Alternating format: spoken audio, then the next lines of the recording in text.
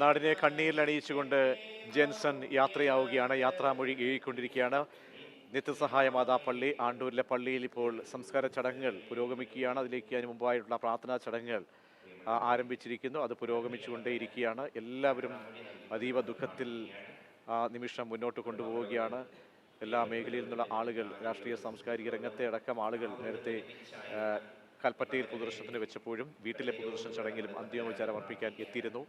അത്യന്തം വേദനാജനകമായിട്ടുള്ള കാഴ്ചകളും വൈകാരിക കാഴ്ചകളുമായിരുന്നു ആ വീടിനെയും ദുഃഖത്തിൽ ആഴ്ത്തിയത്. ദുഃഖം തളം കെട്ടി കിടന്ന നിമിഷങ്ങളായിരുന്നു കടന്നു പോയത്.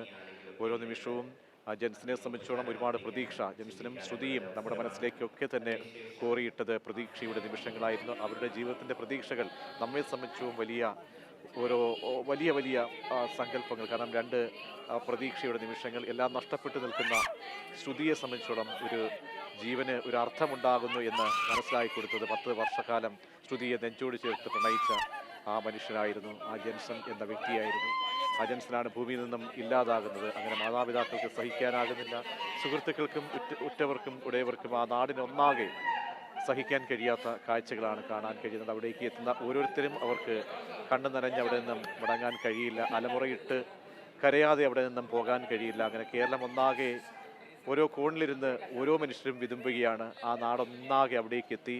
മരണവാർത്ത അറിഞ്ഞ ഉടൻ തന്നെ അവിടേക്ക് എത്തി, വീട്ടിലേക്കെത്തി അന്തിമോപചാര ചടങ്ങുകൾ അർപ്പിച്ചു കൊണ്ടേയിരിക്കുകയാണ്. അശ്രുപൂക്കൾ അർപ്പിക്കുന്നു. അല്പസമയത്തിനകം മൃതദേഹം സംസ്കരിക്കും. ഇനി ആ ശരീരം ഭൂമിയിൽ ഇല്ല, ആ മണ്ണ് ഏറ്റുവാങ്ങുകയാണ്. അങ്ങനെ ഈ ലോകം വിട്ട്, ഈ ഭൂമി വിട്ട് ജെൻസൺ യാത്രയാകുമ്പോൾ ഒറ്റയ്ക്കായി ഇനി ശ്രുതി മാറുകയാണ്. ശ്രുതിയെ മൃതദേഹം കാണിച്ചു. കൽപ്പറ്റയിൽ ആശുപത്രിയിൽ എത്തിച്ച് മൃതദേഹം കാണിക്കുകയായിരുന്നു. പക്ഷേ അവൾക്ക് താങ്ങാൻ കഴിഞ്ഞില്ല. ഇതുവരെ ഉണ്ടായിരുന്ന അവളുടെ സങ്കല്പങ്ങളെല്ലാം, പ്രതീക്ഷകളെല്ലാം ആ ഒറ്റ മനുഷ്യൻ മാത്രമായിരുന്നു. 9 ജീവനുകൾ, തൻ്റെ ഉടയവർ, തനിക്കൊപ്പം ഉണ്ടായിരുന്ന ആളുകളെ ഉരുൾ വിഴുങ്ങിയപ്പോൾ അവിടെ നിന്നും അവൾക്ക് പ്രതീക്ഷയുടെ സാന്ത്വനത്തിൻ്റെ കരസ്പർശം നൽകി, നെഞ്ചോട് ചേർത്ത് കാതിൽ മന്ത്രിച്ച് പ്രതീക്ഷയുടെ ഓരോ നിമിഷവും പകർന്നു നൽകി ജീവിതത്തിലേക്ക്, മാംഗല്യത്തിലേക്ക് അങ്ങനെ ചുവടുവെച്ച 2 പേരാണ് ഇന്ന്. ഒരാൾ അതിൽ ഇല്ലാതാകുന്നു, ഒരാൾ മരിച്ച പോലെ ഈ നിമിഷങ്ങൾ അവൾ കടന്നു പോകുന്നു. അവളെ എല്ലാവരും ചേർത്ത് പിടിക്കുകയാണ്. ഇപ്പോൾ സെഡേഷൻ നൽകി ആശുപത്രിയിൽ കിടത്തിയിരിക്കുകയാണ്. തളർന്നു പോയിരിക്കുന്നു ആ പാവം ശ്രുതി എന്ന പെൺകുട്ടി. പ്രാർത്ഥനാ ചടങ്ങുകൾ പുരോഗമിച്ചു കൊണ്ടിരിക്കുകയാണ് നിത്യസഹായ മാതാ പള്ളിയിൽ. ഒരുപാട് പ്രതീക്ഷകൾ തോളിലേറ്റി മുന്നോട്ട് പോയവരാണ് 2 പേരും. ആ പ്രതീക്ഷയുടെ തീരത്തിന് അങ്ങേയറ്റം വിഷണ്ണയായി, വ്രണതഹൃദയായി പ്രിയപ്പെട്ട ശ്രുതി മാത്രമേ ഉള്ളൂ. അവൾക്ക് താങ്ങാകാവുന്ന എല്ലാവരും ഇപ്പോൾ തളർന്നിരിക്കുകയാണ്. എല്ലാവരും അലമുറയിട്ട് കരയുന്നു.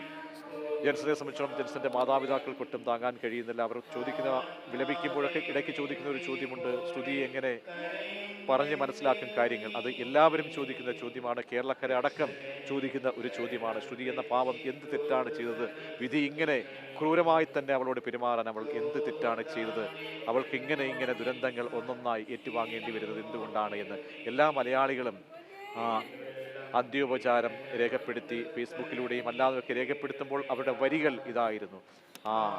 ഇത്രയും പ്രാർത്ഥനയോടുകൂടി അവൾ ഈ ലോകത്തോട് ഇങ്ങനെ കാര്യങ്ങൾ പറഞ്ഞിട്ടും എല്ലാ മരണങ്ങളെയും 9 പേരുടെ ഉറ്റവരുടെ മരണത്തെയും ഉൾക്കൊണ്ട് അതിനെയൊക്കെ താങ്ങി മുന്നോട്ട് പോയപ്പോഴും ജെൻസന്റെ മരണം അവൾക്ക് താങ്ങാൻ കഴിയുമോ എന്ന ചോദ്യമാണ് എല്ലാവരും മുന്നോട്ട് വെച്ചത്. പക്ഷേ അവൾക്ക് താങ്ങാനാകുന്നില്ല എന്നുള്ളതാണ് നേരത്തെ ടി സിദ്ദീഖ് MLA ആ ദുഃഖം കണ്ട് പൊട്ടിക്കരഞ്ഞത് കണ്ട് നമ്മുടെ മാതൃഭൂമിയോട് വിവരിച്ചത്, മാതൃഭൂമി ന്യൂസിലൂടെ എവരോടും പറഞ്ഞത്. അങ്ങനെ തളർന്ന് കിടക്കുന്ന ശ്രുതിയെയാണ് കാണാൻ കഴിയുന്നത്. ജെൻസൺ ഈ മണ്ണിൽ നിന്നും യാത്രയാകുന്നു. സംസ്കാര ചടങ്ങുകൾ പൂർത്തീകരിക്കുന്നു. വെള്ളാരം കുന്നിലെ ആ അപകടം ഈ ദുരന്തമാക്കി മാറ്റിയിരിക്കുന്നു. എല്ലാം നൽകാവുന്ന ചികിത്സകളൊക്കെ തന്നെ പരമാവധി നൽകിയെങ്കിലും തലക്കേറ്റ മാരകമായ ക്ഷതം, രക്തസ്രാവം, അത് ജീവൻ നിലനിർത്താൻ കഴിഞ്ഞില്ല. അങ്ങനെ മരണം ഇന്നലെ രാത്രിയോടുകൂടി സംഭവിക്കുകയായിരുന്നു.